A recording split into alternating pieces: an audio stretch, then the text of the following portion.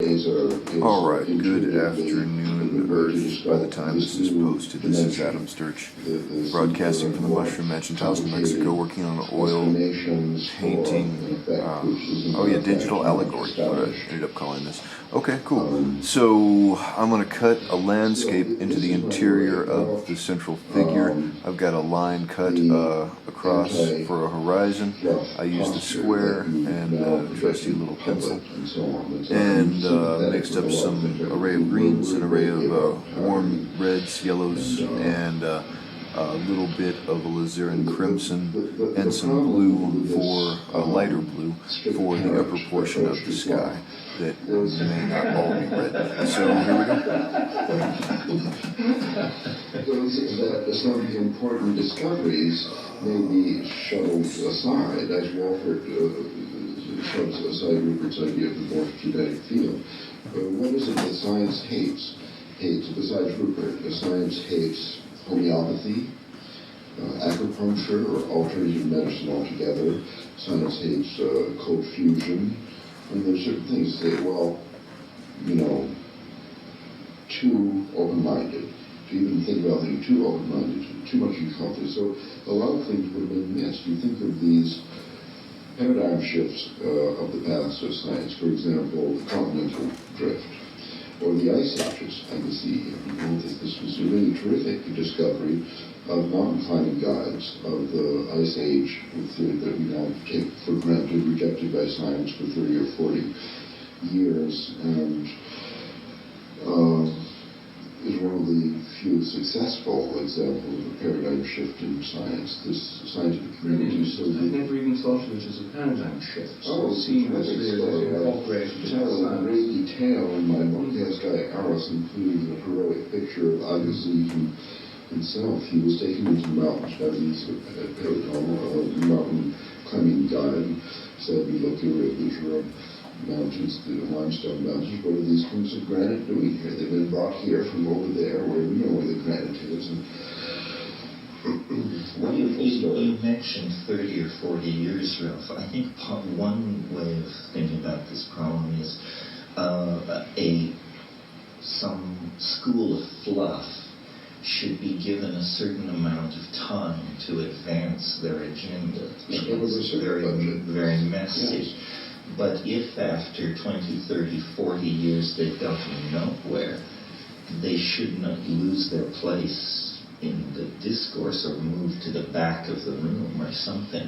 And I think this should be applied to science as well. For example, science has been beating its breast since 1950 about how they were about to elucidate the mechanism of memory. I think it's time to just pull the plug on that. You have 50 years to flail at this with every tool available, and you have zilch to show for it. Similarly, if the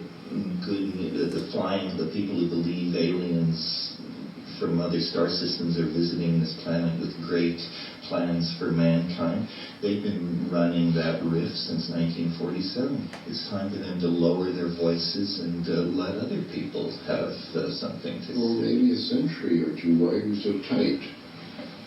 Because if there is no progress, there are other fields have created multiple revolutions in the same time scale. Progress is very subtle. So while looking for memory engrains in the brain, they didn't find them, but they did figure out how to do a certain kind of surgery so that if you have a tumor or something, they can do a really good job of helping you out. So, well, I would challenge you to make a list of spin-off effects from the New Age that have eased the suffering of mankind. There have been a few back scratchers and some nutritional supplements and a mantra or two.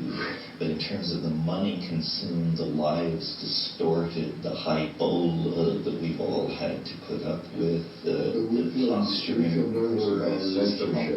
think, if we were the National Science Foundation, and we've been funding channelers for years, hoping that they would find gold in South America, we might withdraw our funding at this point, but we can't make it illegal somehow for them to channel. No. What we have to legitimize is critical discussion.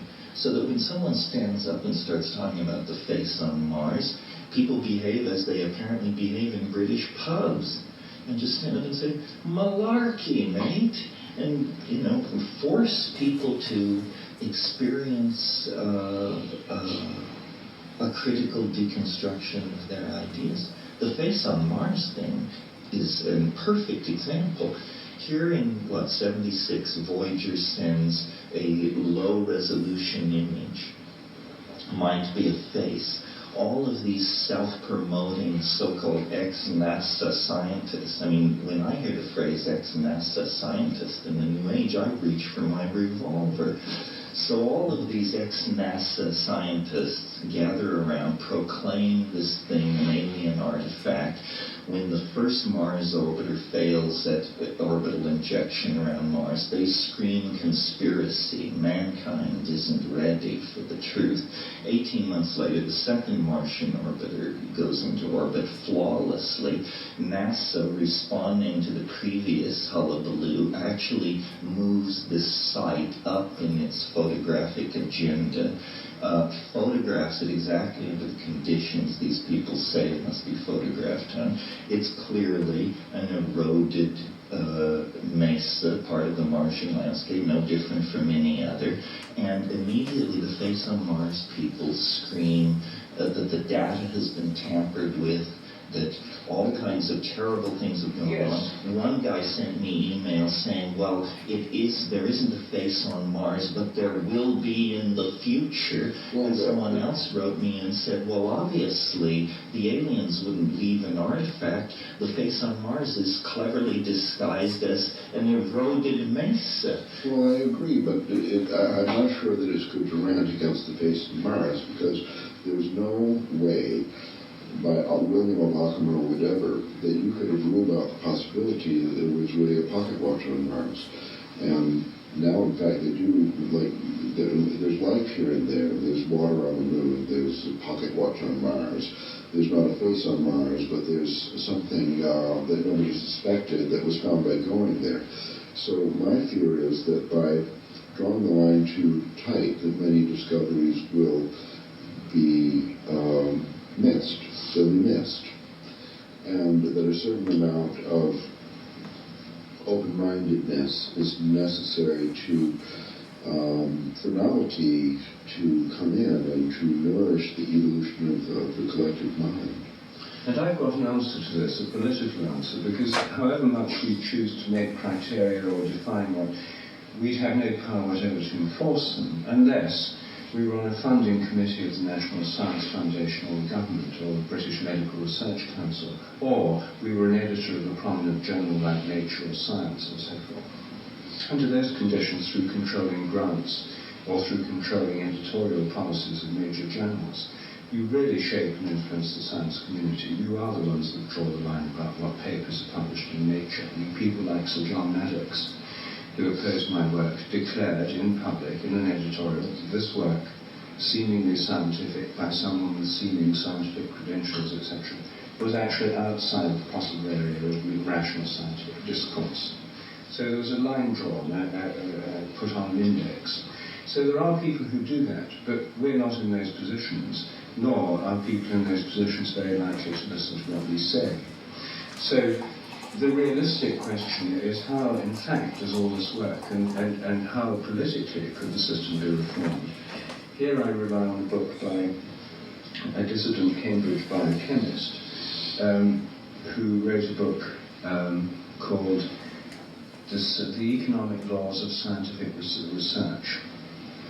And his name I forget, but I remember it. But anyway, in this book he shows that if you look at the structure of scientific research funding, you find that in the 19th century, when there was a great deal of scientific creativity and originality in both Britain and America, there was a great diversity of sources of funding. There was very little public money in science, practically none.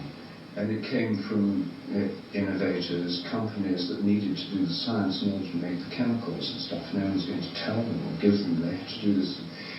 Engineering research is a study of the Adam Smith study of the Industrial Revolution in Lancashire found that the improvements in spinning jennies and steam-driven machinery came not from experts, not from mathematicians, but it was mostly done by literate technicians who were improving the machines that they ran and understood from day to day, the mechanics.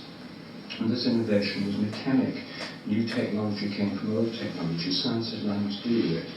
He shows if you study the history of technology, most of it, most new technologies have arisen in this way.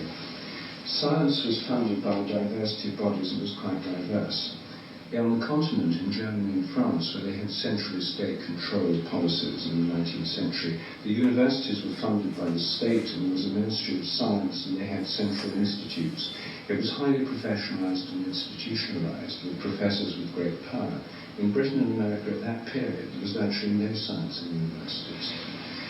And now, after the Second World War, the biggest change happened after the Second World War, when people like Vannevar Bush got the idea of a military-industrial complex with big science, huge government funding for defence research, which linked in the universities to a huge government-funded program of research. And then with the National Science Foundation, this model was extended to medicine. But the primary one was the military research budget, billions and billions of dollars driving research in laboratories, Los Alamos, in Lawrence, Livermore, and so forth, all around the United States, and in major contracts with universities. Then you have a centralized system of science funding through, we have it in Britain through research councils, central government research councils, which define spending for engineering research, sociology research, medical research, who gets the grants.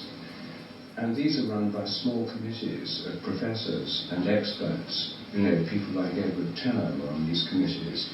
And they decide the science funding, the structure of what's permitted and funded through the whole system.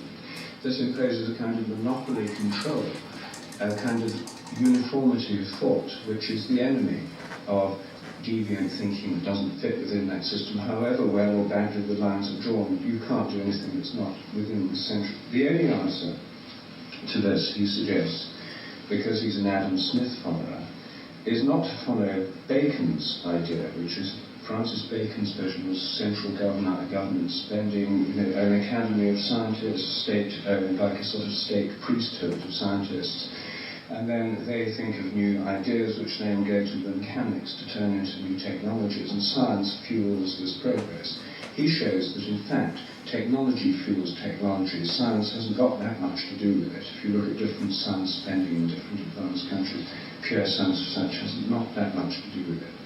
But the pure science people have to do it on the centralized funding program in accordance with defense aims, the war against cancer, AIDS, you know, all the great agendas set by centralized science, molecular biology and biotechnology now taking over the life sciences. The only answer in practice is a free market answer.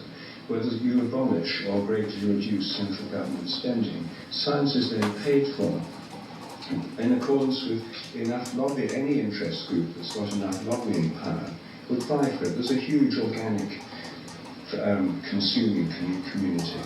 They'd lobby for money to be spent on organic farming research. At present get practically nothing because it's not part of the central agricultural research program geared towards Monsanto chemicals and so forth. So if you, in fact, this central monopolistic legacy of the Baconian heritage, which is really what he was Lord Chancellor of England, it's an old-style monarchical church and state top-down hierarchical structure run by a small elite accountable to nobody, whose these priorities, if priorities were set by popular opinion, pet research would be top of the biological agenda, not the sequencing of more proteins, the cloning of more sheep to help the biotechnology industry. But instead, pet research isn't even on the agenda.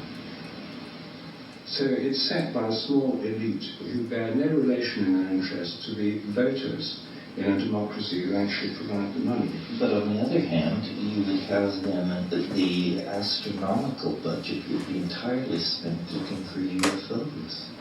No, it wouldn't, because if you had, you'd have some kind of funding agency which would give matching grants to organisations. If a UFO organisation applies for a grant for UFO research, You'd have a sort of advanced funding agency which could fund this kind of thing.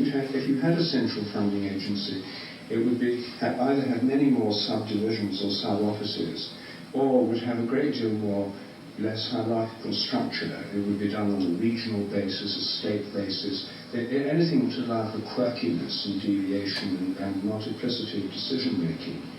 But all of these would be answerable. If you got a grant for your UFO project for 5 years, you got $50,000 a year for 5 years or something. At the end of the 5 years, you submit a report, and this is published in scientific journals which are open to this kind of thing, like the Journal of Scientific Exploration. It will publish scientific papers on the face on Mars, but anyone can write in and say why they think this isn't good enough evidence, and the debate's there in the journal. And you can see both sides of the they do this, they've done the face on Mars. Then the new evidence, someone then publishes a new picture, the new evidence of the face on Mars, and the person who wrote the original can write a reply. But for most people, a kind of new consensus would develop, that there isn't much in it. Well, one of the things I've noticed in talking to people about these problems is that pseudoscience is very difficult for most people to discern.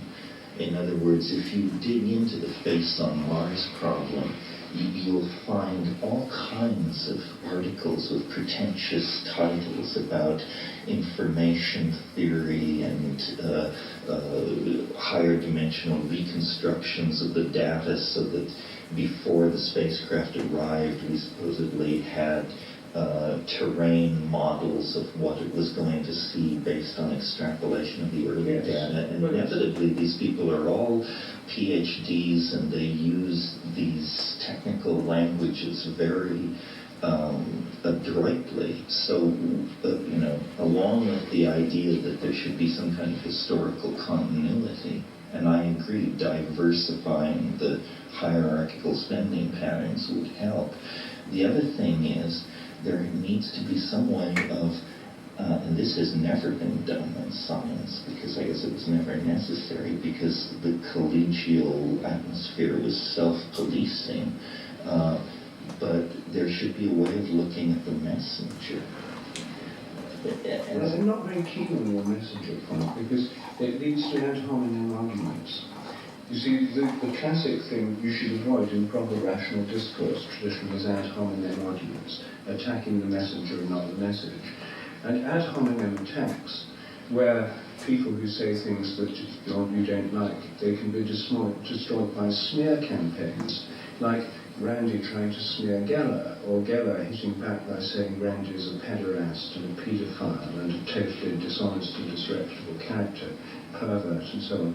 And this kind of ad hominem argument is all too common in practice.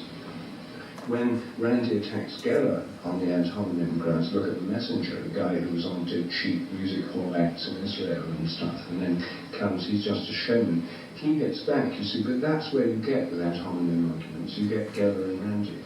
And Randy's supposed to be a rationalist. Well, it's a problem. I mean, I would like to know these things about someone I was debating, but I agree with you, it's not a valid point to bring forward. But if, for example, you're dealing with the supposed guru, but you know that he's done time for fraud, embezzlement, and auto theft, I think that in a debate about his theology, that would not be proper to bring forward. But on the other hand, you certainly would want to know that. Yes, but then you get the worst kind of prurient popular press ad hominem attack, where anyone in public life, immediately they're going to find out if they've got mistresses, illegitimate children, and blaze this stuff all over the papers. That means that people in public life, politicians and so on, the slightest sexual affair, etc., now becomes enormous. I mean, Clinton, no one outside America can believe this fascination with whether or not. There's no fascination. 72% of the people would like to get on with it. Exactly. It's a slow-moving coup d'etat driven by religious maniacs at the extreme. I don't think it's a religious mania. I think there's some kind of this kind of ad hominem business. It's the stuff of popular TV, the press, etc., etc. There's too much of it in the modern world. Well, it's inescapable, I think.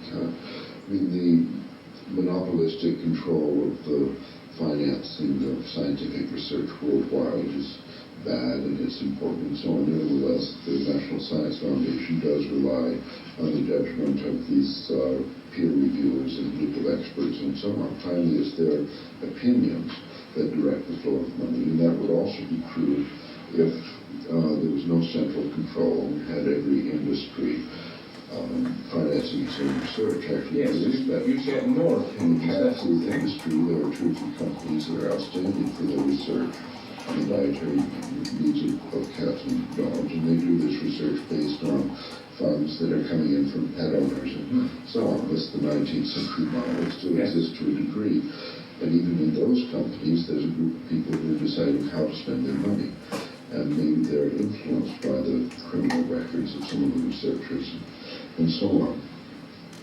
But finally, it's the opinion of even a person in the street with $1 to give to the March of Dimes or something. It's a question of opinion, and that's where Rupert Fleck comes in, the sociology of science. These journals are important, what you can publish, that's why we don't like censorship. People should at least be able to voice their theory about the face on Mars or whatever, the pattern and so on. So it's, I think, very important who can publish and not publish in magazines like Magical One. And even if we aren't on committees of the National Science Foundation, if we do speak and give opinions about these magazines and so on, then we're affecting their editorial policies. How do they decide whether to publish these articles or not? The hope that there is some measuring stick of truth, that you could be clear-headed, like to use like Aristotelian logic or something, or be clear-headed, is very hard to distinguish. We do not have a science, as a matter of fact, that allows us to distinguish one theory versus another, Occam's razor, or any other way. We don't have. Finally, we're going to use our intuition, and we may take into account arguments ad hominem while doing so secretly, of course, and while saying the opposite, we nevertheless consider the gender and so on. So I don't think, this is what's worried me about things like crop circles, the pattern, and so on. I do not stand up and speak against them, because I do not trust my own bias against them. It could be true. I mean, Face on Mars could be discovered. A channel containing a quartz crystal watch could be found under the left paw of the Sphinx. I mean, I'm not sure that these claims are not true. I think they're not very simple. There's some things that aren't interesting. I don't care if there's face on Mars or not. I do think the age of the Cheops pyramid is kind of an interesting question, because the whole skeleton of history is in the Newton notebook called the Chronology of Ancient Kingdoms Amended. So they're interested in getting the chronology of the Old Testament into the proper order and so on. Well, I think we're all interested in these things. The thing is not to be led astray by people who have, for whatever reason, a different notion of evidence, a different notion of truth than we do. Well, the medical profession, I think that is based on good science and so on. Now, I believe in vitamin C. I don't believe in it, but I take vitamin C. I took some today. 10 years ago, my doctor, the best doctor I had, told me that vitamin C was hogwash. It was just like morphogenetic fields to him. Now he believes it. What's happened, it took a while to accumulate enough, not evidence, enough convergence of opinion, enough consensus, really, that he could have faith in among the people who were question authority. That's the something that is making the conversation difficult, and it has to do with question authority. That's the something that is making the conversation difficult, and it has to do with propositions such as vitamin C is good for you. May or may not be true, and people of good faith may differ.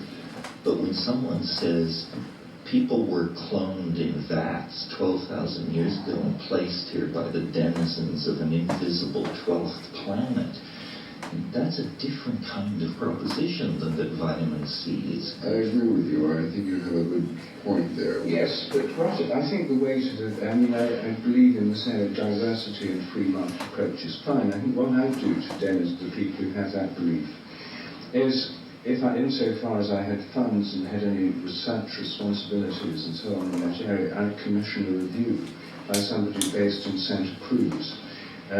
His first thing would be to leaf through the Common Ground catalogue and just look at what's available, theories of where we came from. There's hundreds of them in that catalogue. The index of advertisers really runs over pages. Let's start right there, and then do a review article with all these different theories classified, a kind of taxonomy of crank theories in a given field. Then one would see, then you'd have a sort of summary at the end, and you could have sort of audience ratings within this class of theories. This would be sort of a national non-science foundation. Yes. And it's called speculation, I was told. Well, I think it's a huge field, and it's in bookstores now. Yes. Speculation. Yes. have our books been rated yet? Some have, some haven't. Now take your work with angels, for example.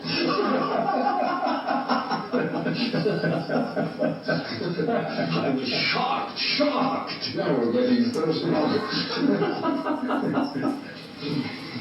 Yes. Well, there you are, you see. There, I think a lot of my enterprises would fall foul. If you had editorial control, I think I'd rather quail at the thought of sending them to your editorial desk, because I'm not sure your judgment would be so capricious. I don't know quite what mood you were in, whether or not my work on angels would get the imprimatur or not. Well, it does. Like I said, unfortunately, our press is rather... It's deeper fluff.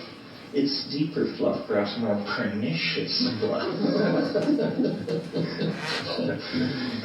Well, Zechariah Sitchin at least made a claim for deeper fluff in his translation, in his apparently learning, gaining the ability to translate the Sumerian cuneiform writings and give us fresh translations and interpretations of old texts and so on. He was at least making a claim for deep fluff, and you're denying him that claim. So even there, it's hard to locate a given exemplar in the two-dimensional scale fluff that we've agreed. All right, let's get a little close to the end of the clip. I don't think I'm going to do another session on this right this moment. It's pretty saturated. I need to let it dry. But that pretty much carves in the basics for the composition. I want the interior landscape to develop much further and everything to develop further. So that's it for the moment. Thank you for watching this Adam Sturch broadcasting from the Mushroom Mansion, Taos, New Mexico, working on oil painting digital allegory. Well, but you don't need to do that. We just need a sophisticated, we need existing mechanism to extend it. A consumer's report on